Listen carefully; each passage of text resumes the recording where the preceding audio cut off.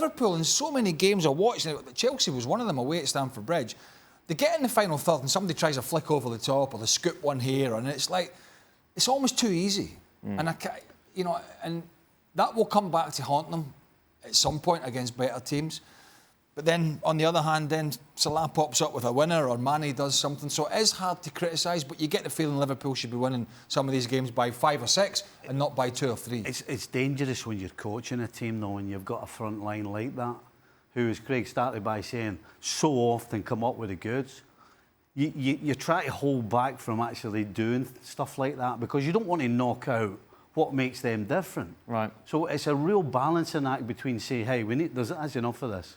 And probably the only time you do it is when they've gone 2 or 3 games as a unit, not producing. You say, right, less of that nonsense, get back to basics and then build yourself back up again. But until that happens, it's really tough to say too much to them. But the concerning part is that whether it's a trend, whether we saw it against Chelsea and now we see it against Salzburg, and it's something that just kind of creeps in and the players feel comfortable doing the flicks and the tricks and the thing and the this and that and the other. And I would just say, clearly something that Jurgen Klopp wouldn't address directly, but it may be helpful to look at what Manchester City did to Watford. Right. How you can just destroy a team and completely take them out of a game. Just the same way that Liverpool was initially destroying Salzburg and just give no hope whatsoever. And they're good enough to do that. But it's almost a mentality of, well, it's all right, we'll get another chance. It's all right, we'll be fine. And I guess they're fine.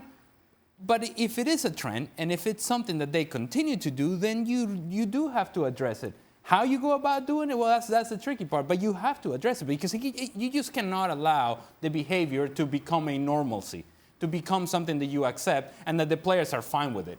It's not fine because the standard for Liverpool is higher than that.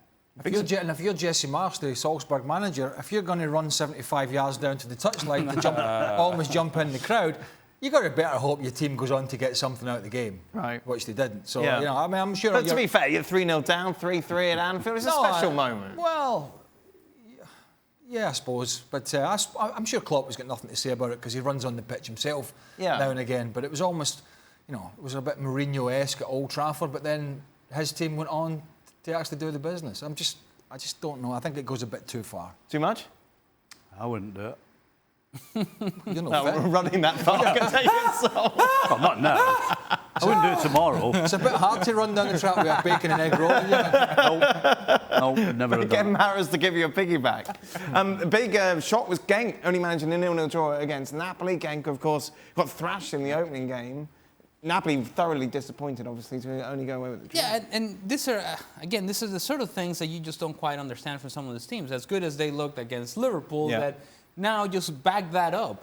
Have another performance in which you can say, you know what, we're going to come in here, we're going to make it a professional performance, we're going to win this game, see you guys later. And yet it just didn't feel anything like that at all for Napoli, to the point to where Genk had some opportunities to win the game. So it's the inconsistency of some of these teams that you have to be concerned with. And Napoli, one day they're good enough to beat Liverpool, and the next day they're good enough to draw against Genk. And so that's why you don't trust these teams as this competition goes further, because you don't feel that they're good enough that on the day they're truly capable of getting a good result.